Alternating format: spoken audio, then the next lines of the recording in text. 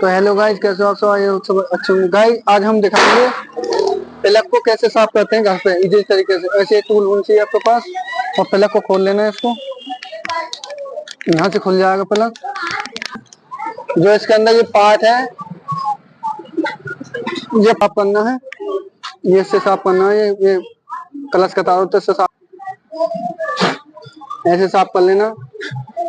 और उसके बाद कसने से पहले गैप होता है, जो प्लग का गैप होता है, ये आधी की से नाप लेना है। ऐसे ये आराम से जाना चाहिए इसमें।